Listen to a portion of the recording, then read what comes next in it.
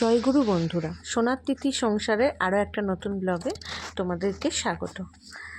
আজ রবিবার, মানে ছুটির দিন। তো আজ একটু মেয়ের আবদারে বিরিয়ানি বানিয়েছিলাম, চিকেন বিরিয়ানি। একদমই আমি বানাতে পারি না ভালো মতো রান্না, তাও মেয়ের আবদার, তাই একটু চেষ্টা তো করতেই হবে। তো এগিয়ে গেলাম, নেমে পড়লাম একটা যুদ্ধে। তো দেখা যাক যুদ্ধটা কীরকম সফল হতে পারি। তো দেখে নাও, আমি বিরিয়ানির চাল নিয়ে নিয়েছি, একটু স্টকে এনে রেখেছিলাম, যদি কোনো দিন মেয়ের আবদার টাবদার হয় বা কেউ এসে টেসে পড়ে তখন একটু ম্যানেজ দেওয়ার জন্য। আর যাই হোক, ইউটিউব দেখে তো ম্যানেজ করাই যেতে পারে, তো সেটা একটা ভরসা করে, ইউটিউবের ভরসাই বলতে পারো, মাঝে মাঝে একটু করে যুদ্ধে নেমে পড়ি আমি। তো যদিও আমি খুব একটা ভালোবাসি না, কিন্তু খেতে আমি খুব ভালোবাসি, এটা তোমরা মনে হয় অনেকেই জানো। কারণ আমি স্বাস্থ্যবতী বেশ ভালোই, সবাই বলে। আর একটা কথা হচ্ছে যে আমি সত্যিই খুব খেতে ভালোবাসি, সব ডায়েট ফায়েট আমার দ্বারা হয় না, আর আমি ওসব মেকি ডায়েটে বিশ্বাসীও না।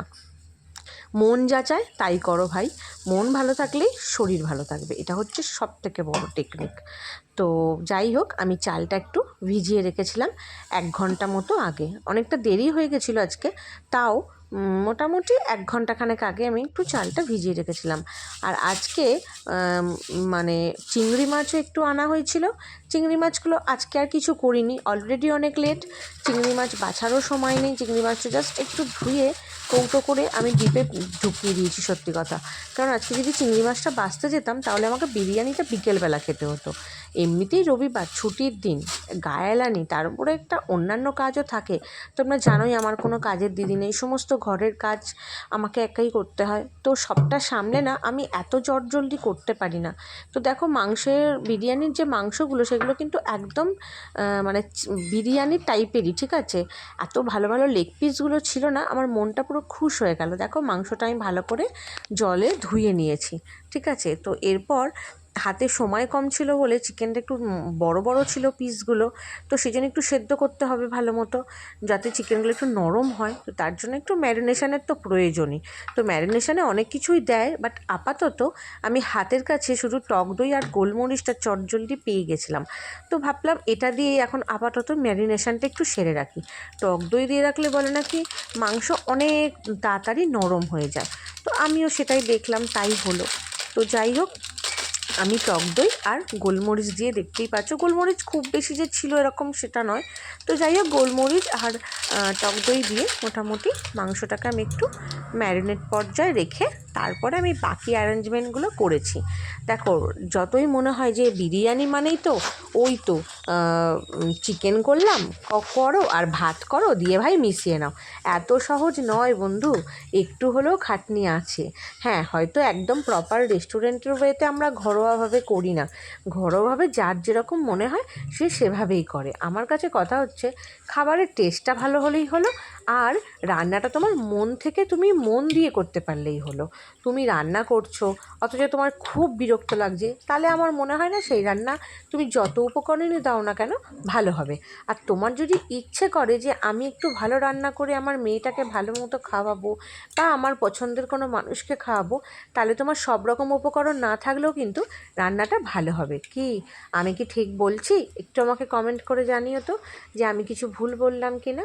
আমার তো তাই মনে হয় বাপু, আমি চাউই খাই আর মাংসই খাই। আমার যখন খুব মনটা ভালো হয় বা আমার মেয়ে যখন খেতে চায় বা আমার মেয়েকে যখন আমি করে খাওয়াতে চাই, তখন আমি কিন্তু খুব মন দিয়েই করি, বেশ খুশি খুশি মনেই করি। তো দেখে নাও, আমি আদা পেঁয়াজ রসুন এগুলো মানে কেটে নিয়েছিলাম। তো কাটার ভিডিও তো আমি করতে পারি না, তোমরা তো জানোই যে আমার তো স্ট্যান্ড নেই। তো যাই হোক, আদা আর রসুনটা আজকে আমার বেশ পরিমাণে না একটু কমই ছিল, অতটা বেশি পরিমাণ ছিল না, জানো তো। তো যেটুকু ছিল আমি সেটুকুই দিয়েছি ভাই, আমার অত দাবি নেই। তো যাই হোক, কাশ্মীরি লঙ্কার গুঁড়োটা একটু বেশি পরিমাণ পড়ে গেল দেখো ধপ করে। যাই হোক, কাশ্মীরি লঙ্কার গুঁড়োটা একটু দিয়ে আর একটু বেরেস্তা দিয়ে আমি চিকেনটাকে আবার একবার ম্যারিনেট করে রাখলাম। দই দিয়ে তো কিছুটা ম্যারিনেট করা ছিলই, তারপর আমি এই মশলাগুলো করে আর বেরেস্তাটা ভেজে ওটা দিয়েও ভালো করে চিকেনটাকে ম্যারিনেট করে রাখলাম। তো এবার তো বাকি প্রসেসগুলো আস্তে আস্তে চলবেই। তো তোমরা আমাকে বলো যে আমার এই ভিডিওটা তোমরা কে কোথা থেকে দেখছো, তবে তো একটুখানি ধন্যবাদ দিতে পারবো নাকি। কিন্তু তোমরা তো আমাকে কেউ কমেন্টই করো না, কারণ আমার মতো এরকম ঘরোয়া রান্না, ঘরোয়া মানে ভিডিও কে আর দেখবে বলো। তোমরা সব বড় বড় ইউটিউবার আছো, আমাদের মতো ছোটোখাটো ইউটিউবারদের কিন্তু কেউ পাত্তা দেয় না। আচ্ছা, এটা একটু বিরিয়ানি মশলা, এটাও একটুখানি কিন্তু আমি ম্যারিনেশনে দিয়ে দিয়েছিলাম, কারণ আমি একটা জায়গাতে দেখেছিলাম যে বিরিয়ানি মশলাটা কিন্তু চিকেন ম্যারিনেশনের সময় তো দিয়ে দেয়। তো আমি একটু আধটু বলতে পারো একজনের কারণ না, এটা ওটা বিভিন্ন রকম দেখে মোটামুটি নিজের মতো একটা আইডিয়া করে তারপর বানিয়ে ফেলি। তো দেখো আমি কিন্তু ভুলে গেছিলাম বলে ওটা আর আলাদা করে দিয়ে মাখানো হয়নি, বাট বিরিয়ানি মশলাটা আমি ওর ওপর ছড়িয়ে দিয়ে দিয়েছিলাম। তো এরপর চিকেনে দেখো তেলটা একটুখানি কড়াই গরম করে নিয়ে চিকেনগুলোকে আমি ভেজে নিচ্ছিলাম। ঠিক আছে, মানে চিকেনগুলো কড়ার মধ্যে দিয়ে এবার তো কষতে হবে নাকি, সময় তো বেশ ভালোই যাচ্ছে আমার তো দেখেই মানে মনে হচ্ছে কখন আমি কমপ্লিট করবো আর কখন আমার মেয়েটাকে খেতে দেবো। আর মেয়েও মাঝে মাঝে এসে করে দেখে যাচ্ছে যে মা কী সুন্দর গন্ধ বেরোচ্ছে গো ঘর থেকে, কখন যে বিরিয়ানিটা হবে। আমি বলি দাঁড়া মন্টু, একটু ভালো করে করতে দে, আমি তো এত রান্নায় পটু নয় বাবা, আমাকে তো একটু বুঝে শুনে করতে হবে নাকি, বেশি হড়বড় করলে তো হয়ে যাচ্ছে আর কি। তো দেখো অনেক জায়গায় দেখায় যে এই কাইটা পরে দেয়, আমি না এখানেই দিয়ে দিলাম, দিয়ে ভালো করে মাংসটাকে কষিয়ে দিলাম। আর যেহেতু একটু কাশ্মীরি লঙ্কা গুঁড়োটা আজকে বেশি পড়ে গেছে, তাই বেশ লাল লাল হয়েছে জানো তো। আজকে বিরিয়ানির রঙটাও কিন্তু এই জন্য লাল লালই ছিল, কারণ হলুদ দিইনি দেখো, বাট আজকে তো কাশ্মীরি লঙ্কা গুঁড়োটা একটু বেশিই পড়ে গেছিলো। তো দেখো নুন দিয়ে দিলাম মোটামুটি স্বাদ মতো, কারণ হচ্ছে যে আলুটা যেটা কেটে রেখেছি আলুতেও কিন্তু আমার নুন হলুদ মাখানো ছিল। ঠিক আছে, তো ওই জন্য চিকেনে সেই রকম একটু ব্যালেন্স করেই নুনটা দিলাম। আর মাংসের পিসগুলো আজকে এত সুন্দর ছিল, বাট পরে আমার একটা সমস্যা হয়েছিল, সেটা হচ্ছে আজ আমি পরিমাণে একটু বিরিয়ানিটা বেশি করে বানিয়েছিলাম, যার ফলে আমার না অত বড় বড় জায়গা নেই জানো তো। আমাদের তো দুজনের মা মেয়ের ছোটোখাটো একটা সংসার, তুমি বলো এই সোনার তিথি সংসার একদমই ছোটোখাটো। পরিবার আমার বলতে তোমরাই আছো আমার এক্সট্রা পরিবার বলতে। আর তো আমার তো বড় বাসন কোসন নেই বলো, আমি কোথায় কি করব সেটা আমি একটু ভেবেও রাখিনি, দুমদাম করে অনেকটা চাল নিয়ে বসিয়ে দিয়েছিলাম। তো যাই হোক পরবর্তীকালে সেটা আমাকে চেঞ্জ করতে হয়েছিল, পাশে শাশুড়ি মায়ের কাছ থেকে আমাকে বড় একটা জায়গা এনে সেখানে দুভাগে মানে দুটো জায়গায় ভাগ করে তারপর একটা বড় জায়গা এনে সেখানে মিক্সিং করতে হয়েছিল, কারণ আমার কাছে তো অনেক বড় জায়গা নেই, তাই একটু সমস্যা হচ্ছিল। তো যাই হোক দেখো নুন হলুদ মাখানো আলুগুলোও কিন্তু আমি চিকেনের মধ্যে দিয়ে দিলাম, কারণ আলুগুলো তো ভাজা হয়নি, তাই আলুগুলোকে তো একটু এর সাথে কষাতে হবে, তারপর দমে থাকবে, ব্যাপারটা তো একটা প্রসেসিং আছে নাকি রে বাবা। তো যাই হোক ঘড়ির কাঁটা কিন্তু টক করে ঘুরছে, আর আমার রান্না এদিকে চলছে তো চলছে, আমি ভিডিও করছি মাঝে মাঝে রান্না করছি। আর আমার তো জানো বারবার হাত ধোয়া, একবার করে হাত ধুচ্ছি আর একবার করে ফোন ধরে ধরে ভিডিও করছি। কি করব গরিব মানুষ বলো, এখনও অবধি তোমাদের ভালোবাসা সাপোর্ট কিছুই পাইনি যে একটু স্ট্যান্ড কিনে ব্যাপারটাকে আরও একটুখানি সুন্দর করে অ্যারেঞ্জ করতে পারবো, বা তোমাদের সামনে দেখে মানে তোমাদের সামনে ভালো করে ভিডিওটা দেখাতে পারবো। এই দেখো ভিডিওটা ভালো করে করতে গিয়েও হয়তো আমার একটু অসুবিধে হচ্ছে, কিন্তু তোমরা যদি আমাকে একটু সাপোর্ট করো তাহলে কিন্তু আমি বেশ ভালো মতোই করতে পারি। তো দেখো চিকেনটা কিন্তু কষতে কষতে দারুণ কালার চলে এসেছে আর তেলটাও ছেড়ে দিয়েছে, বেশ দেখেই কিন্তু একদম মনটা ভরে যাচ্ছে। আর এদিকে কিন্তু আমি জল বসিয়ে দিয়েছি জানো তো ভাতে, তোমরা দেখতে পাচ্ছ এই ডেচকিটা কতটা ছোট, এই ডেচকিতেই মানে তোমরা যদি আমার ভিডিও লক্ষ্য করো প্রতিদিনের এই ডেচকি আর একটা আমার হাঁড়ি আছে, ওতেই কিন্তু আমার ভাত হয় রোজে। তো দেখো জলটা ভালো মতো ফুটে গেছে, ওতে আমি কিছু গরম মশলা আর তোমার হচ্ছে দুটো কাঁচা লঙ্কা দিয়ে দেবো। ঠিক আছে, আমি একটা জায়গায় দেখেছি, এটা কিন্তু আমার নিজের আইডিয়া নয় বন্ধু, আমি কিন্তু একটা জায়গায় দেখেছি যে জলের ভেতরে এলাচ আর কাঁচা লঙ্কা দিয়ে আর তোমার হচ্ছে ভিনিগার, জানো তো ভিনিগার দিয়ে কিন্তু চালটা ফুটতে দেয়। তো দেখো আমি একটু ভিনিগার নিয়ে নিয়েছি, তো ভিনিগারটা নিয়ে এক হাতে বাবারে বাবা ফ্রিজটা বন্ধও করতে পারছি না, এক হাতে ফোন ধরে আছি, কী মুশকিলেই না পড়েছি। আমার রান্নাঘরটা থেকে তোমরা নিশ্চয়ই ভাবছো এই মেয়েটা খুব অগোছালো, কিন্তু বিশ্বাস করো একদমই না, চেষ্টা করি সবটা গুছিয়ে রাখার, বাট যখন রান্না শুরু করি না তখন একদম মাথা আমার ঘেঁটে থাকে। তো যাই হোক দেখো, ভাতে এই চাল টাল দিয়ে তারপর কিন্তু আমার মানে একতরফা ভাতটা কিন্তু ছাঁকা হয়ে গেছে, আরেকটু ভাত ছিল সেটা পরে ছাঁকতে হয়েছে, সবটাতে এক জায়গায় ধরে না। তো দেখো এরপর আমি রোজ ওয়াটার আর কেওড়া ওয়াটার, এটা কিন্তু মানে গোলাপ জল এবং কেওড়া জল কিন্তু বার করে নিয়েছে, তার সাথে আতরটাও। তো তারপর মেয়েকে ডেকে নিয়েছিলাম, মেয়েকে বললাম একটু ধর রে বাবা, না হলে আমি মেশাবো কী করে। এই দেখো বড় ডেচকিটা আমি মেয়েকে দিয়ে শাশুড়ির ওখান থেকে নিয়ে এসেছিলাম। তো শাশুড়ির কাছে অনেক বড় বড় বাসন থাকেই, তো আমি বললাম যে ঠাকুমার কাছ থেকে নিয়ে আয়, না হলে আমি মিক্সিং করতেই পারবো না। তো ডেচকিতে কিন্তু আমি একটু রিফাইন তেল মাখিয়ে নিয়েছিলাম, সেটা তোমাদেরকে আর দেখানো হয়নি ভিডিও করে। তো তারপর আমি চাল দিয়ে দিলাম আস্তে আস্তে, ও তারপরে সমস্ত বিরিয়ানির মশলা, আলু যা যা থাকে আর কি, এই যে কাইটাও এটাও একটু ছড়িয়ে ছড়িয়ে দিচ্ছিলাম, বেশ কিন্তু ভালো লাগছিল। তো তারপরে তো আস্তে আস্তে মশলা টশলাগুলোও দিতে হবে, মানে বিরিয়ানি মশলা বলো বা গোলাপ জল কেওড়া জল, এগুলোর জন্য আমি মেয়েকে বলেছিলাম যে তুই একটুখানি দাঁড়ানো, তুই না থাকলে আমি একা হাতে এত কিছু করতে পারবো না, একটু হেল্প করে দে, তাহলে তাড়াতাড়ি হয়ে যাবে। তো মেয়েও একদম চটজলদি এসে আমাকে হাতে হাতে হেল্প করে দিচ্ছিল, তাতে কিন্তু বেশ আমার সুবিধেই হয়েছে, কাজটা বেশ তাড়াতাড়ি হয়ে গেল। তো দেখছো একটা চাল আমি লেয়ার দিয়েছি, তার উপর আমি কিন্তু মাংস আলু দিচ্ছি, আর একটা চাল কিন্তু আমার এখানে রয়েছে, ঠিক আছে। তো আজকে একটু বেশি করে করেছিলাম, কারণ হচ্ছে আজকে আমার ভাইপোটাকে একটু দিয়েছিলাম, আজকে আমার দিদির ছেলের জন্য একটু করেছিলাম। দিদির ছেলে, ভাইপো, আমার দাদা ভাই সবাই না বিরিয়ানি খেতে খুব পছন্দ করে, আর তোমরাও হয়তো অনেকেই পছন্দ করো বিরিয়ানি, বিরিয়ানি কে না পছন্দ করে, খুব কম লোকই আছে যারা বলে যে আমরা বিরিয়ানি খাই না, তাই না বলো। তো যাই হোক আমারও খুব ভাল লাগে বিরিয়ানি, আর বিরিয়ানি খেতে আমার গরম গরম বেশি ভালো লাগে, ঠান্ডা হয়ে গেলে না ঠান্ডা বিরিয়ানি গরম করে খেতে কেমন যেন একটা টেস্টটা লাগে।